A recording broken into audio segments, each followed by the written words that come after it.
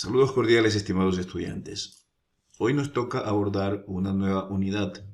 La unidad se denomina presas. En las unidades anteriores hemos visto las bases sobre las cuales se cimentan las presas, como es la dinámica de una cuenca hidrográfica, y luego estudiamos lo concerniente al embalse como tal. Determinamos sus volúmenes característicos como son volumen muerto, volumen útil, volumen por infiltración, volumen por evaporación y volumen ecológico. Aparte de eso, dimos ciertas nociones referentes al manejo del embalse en lo que se refiere al balance hídrico en torno a la oferta y a la demanda que se tienen en proyectos específicos relacionados con embalses. Esta vez nos toca abordar el tema del cuerpo de la presa como tal, es decir, aquella parte estructural que va a permitir detener al flujo del río y estructurar el embalse como tal. Entonces, estos muros que se proyectan en los ríos son muros igualmente que ameritan un análisis para su ubicación.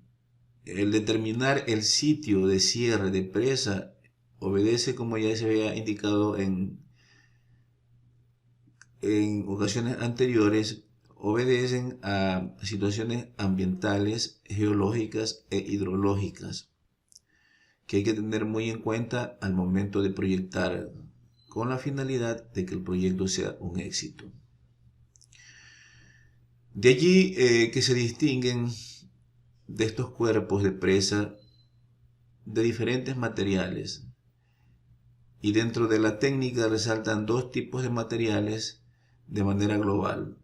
Uno es el denominado hormigón, en donde pues se proyecta un muro de hormigón transversalmente al río, o también se lo puede proyectar no de hormigón sino de otros materiales que hasta cierto punto disminuyan considerablemente los procesos de filtración, y por otro lado que sean estables. Estas son las presas de materiales sueltos, de tal manera que se distinguen dos tipos de presas en función de su material: presas de hormigón y presas de tierra o de materiales sueltos. En las láminas siguientes ilustro fotografías de embalses, de presas y embalses construidos. Aquí, por ejemplo, tenemos majestuosa presa de hormigón, sí, que ya dentro de hormigón también hay su clasificación que veremos en lo posterior, y pues se ve su enmarque dentro del territorio. Aquí tenemos, esta es una presa de amplia corona. Este de aquí tiene una corona tipo arco, igual la de acá abajo, y pues la inferior también. Entonces, estas cuatro presas son de hormigón. Aquí pues muestro presas de materiales sueltos, presas de tierra, con diferentes vistas. Son diferentes presas. Aquí tenemos una, acá tenemos otra. Este es el cuerpo de la presa, el que vemos aquí. Aquí este cuerpo viene casi perpendicular a la orilla del río, y acá pues de manera similar. Entonces todos estos muros obedecen a un análisis específico de estabilidad, y como ingenieros es importante que nosotros establezcamos la seguridad de estos muros a través de nuestros análisis estáticos y dinámicos que se le puedan hacer a la estructura en función del material del cual estarán compuestas. De tal manera de que en la clase de hoy vamos a tener nociones sobre la altura, cómo determinar la altura de una presa como tal.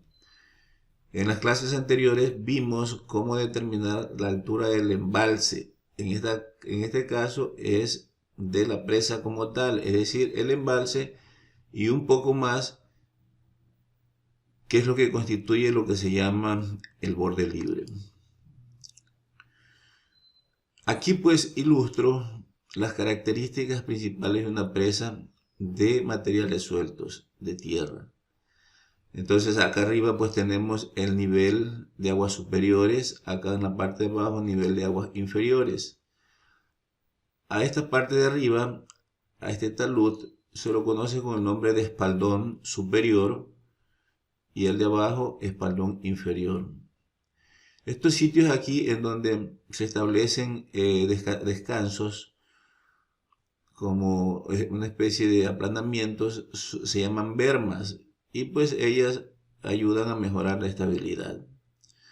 Muchas veces las presas, con la finalidad de abaratar costos, se proyectan de diferentes materiales, presas de tierra, en donde pues en el núcleo, que es la parte central, esta parte de aquí, se presenta un material más impermeable que en los otros sitios.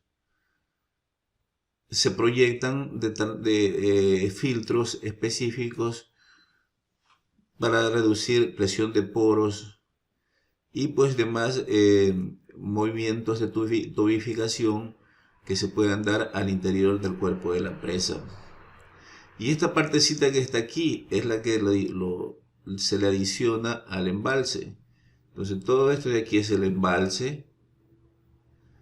Y esta partecita que está sobre el embalse hacia arriba y que llegamos a la parte máxima de la presa que se llama corona, se lo conoce con el nombre de borde libre.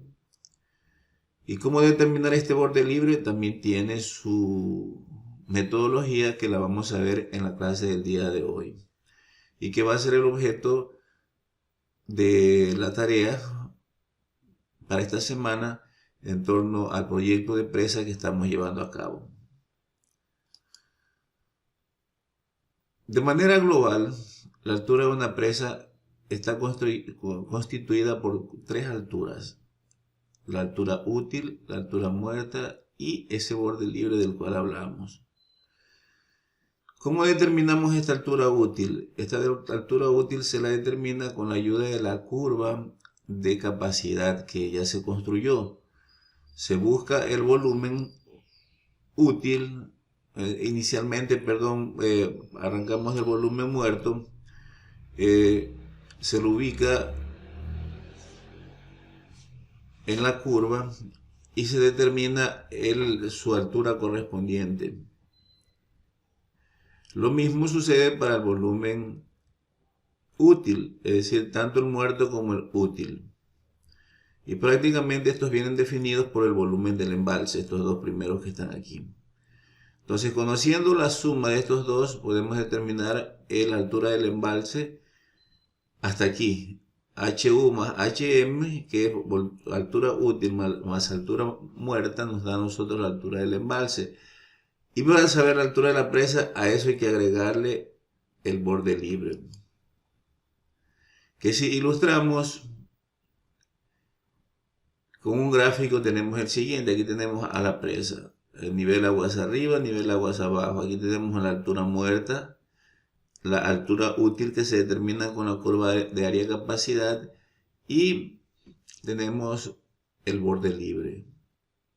Este borde libre es una magnitud que se la determina de 3 parámetros. Y esos 3 parámetros son, primeramente tenemos la altura de oleaje, ¿sí? Luego tenemos la altura de carga y luego tenemos la altura libre.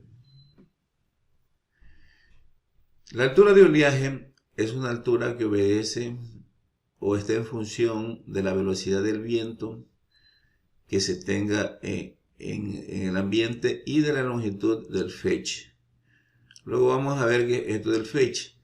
Entonces fetch es la distancia que hay desde el sitio de cierre hasta la parte más distante de la cuenca, medida en línea recta. y en kilómetros.